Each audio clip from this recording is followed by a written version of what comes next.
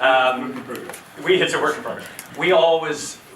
Our job is to take science and research and turn it into material that's understandable for decision makers, which sounds like it's a really narrow, working area, but in fact it's exactly what we're trying to do here. How do you take knowledge and information? How do you transmit it? What are the channels for transmission? Who needs to know what? And really, when you get to the bottom of it all, what we've been doing here, to my mind, is asking the basic questions that journalists ask themselves all the time. What's this about? Who's it for? How does it work? What impact is it going to have? How do we know it's going to have an impact? So I was going back to this document, and there are a number of statements in it, but one of them is, by generating greater public debate and knowledge, ResponSEAble will assist all citizens and sectors of European society in making more informed choices that will help secure healthier and more sustainable oceans. That's a big mandate, but it goes from knowledge, information to action, right? So it covers all of those bases that have been covered here. Whether that was the intention or not, I think one of the things that I've gotten out of this session is there's a lot of valuable input, I think, here for us to chew over, as you said. I also decided that, last night I was playing with some slides, and we're getting some feedback in here, so I apologize for that. And I thought I would do a funky slide that reduced our entire conversation to an algebraic equation. And I was stimulated by Pierre's slide on the first day, or early yesterday. We were looking at the process. And no matter how hard I tried, I recognized that my last mathematics teacher in high school, Miss Mann, was absolutely correct. There is no future for you in this field. Think of something else. So I decided to dispense entirely with slides. You'll forgive me for my detailed notes. And I think what I'm going to do, because I have this journalistic training, is rather than tell you things, I'm going to leave you with some questions, and I don't know how much time we have. Depends on how long I babble, I suppose.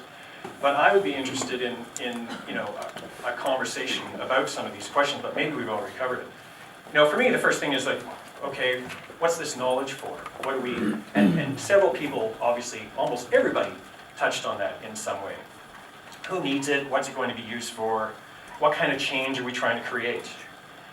And, we've heard various comments about, well, knowledge on its own is not enough. But in fact, knowledge, as we understand it, is the foundation of our society, at least our Western post-Enlightenment society. That's how we function. We function with knowledge. But it's true.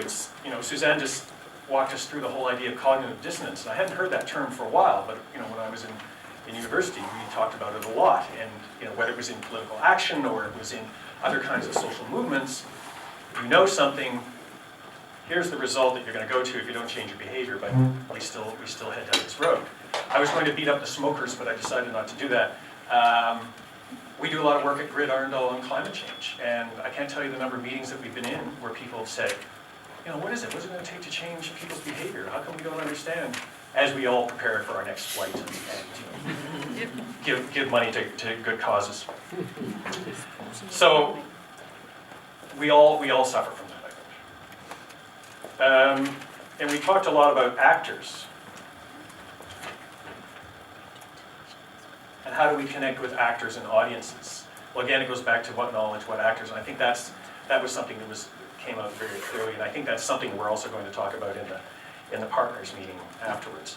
I like the concrete examples. The example this morning about the fishermen and their knowledge.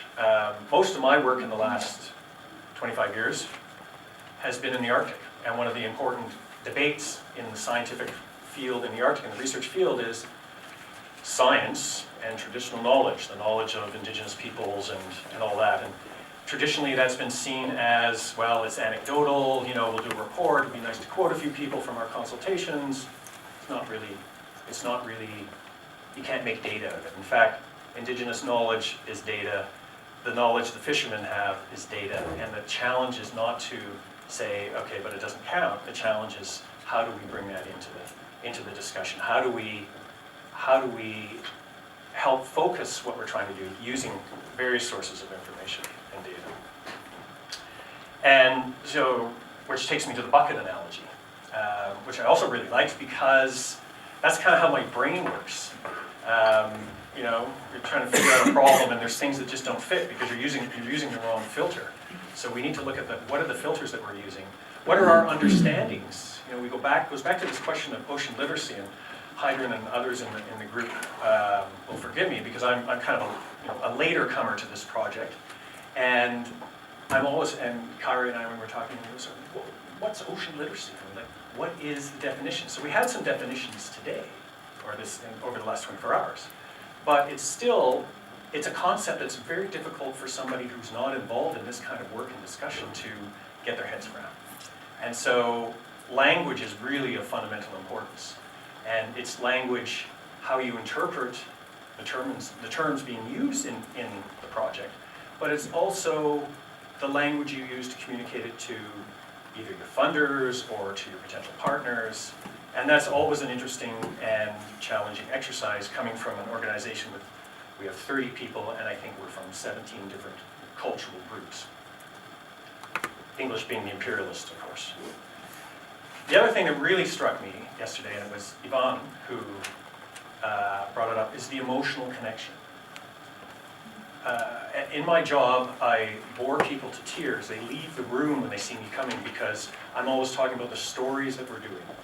We do all these great projects, we turn out these reports, but if we don't have something that connects that knowledge to people or to our audience, then it's going to sit on our websites and gather digital dust.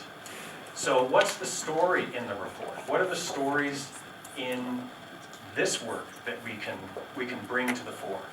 And again, today we heard some really interesting examples, some illustrations of stories and how knowledge and information can connect to people. But I also think it's really important, and again, it's my own personal bias, is that we recognize that people don't, and we've heard a lot today and yesterday, people don't make choices based on knowledge and information. We just had a long presentation about what are the other factors, emotional factors. What are the things that connect us to the information and connect people to the change we want to see. And I like the quote from one of my childhood heroes, Jacques Cousteau. The sea, once it casts its spell, holds one in its net of wonder forever. And I think that we shouldn't downplay the idea of wonder, because what we're doing here is the information is really wonderful. I mean, wonderful in the sense of creating wonder. For us, it's our research, it's our livelihood. But if you can use techniques and tools, and we were talking about living labs, and we'll talk more about that later. But to me, one of the most wonderful things we saw here was the Donna Chuck Brooke. I can't do a very good Scottish accent because my ancestors were Irish and English, so forgive me. But for me, there was a really powerful connection in that video, because kids are cute. I had kids, they're bigger, they're still cute. But you could really see what was happening there. Those kids had the information. They made a powerful emotional connection to the issue, to the problem of rubbish and garbage on the beach, and they took action. So, and then you as an observer, as a viewer, had an emotional reaction of one sort to another. It might have been, oh God, not another YouTube video with cute kids in it. Bring on the cats. But it reminded me of a story in the Seychelles where we've done some work. The former environment minister led a campaign. They were trying to get the people to stop eating turtle eggs and stop eating turtles, because they're an endangered species there, sea turtles. And long story short, they went to the schools. This is sort of ocean literacy 101. They educated the kids. The kids went home and they harangued their parents about their diet, and they changed it's a small country, small population, but they actually made a change, and you can actually see in the numbers how the turtle population has increased. So it's not impossible to do. I guess my final question, because I'm skipping over a bunch of stuff here, gets back to messages. And what is the message we want to communicate here? At the end of this project, several people have mentioned it. What's the legacy? What's going to be left when all this hard work is done? and you don't want it to go on a shelf somewhere. You don't want somebody somewhere to tick a box and say, yep, they did a great job, what's next? How do you keep this legacy alive and lasting? And I think that one of the comments that came from Susanna's presentation stuck with me, is how do we balance urgency with realistic hope? Because there is an underlying urgency in this project.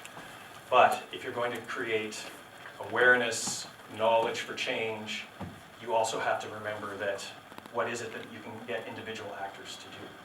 And I think that there's been a lot of great food for thought. So thanks very much.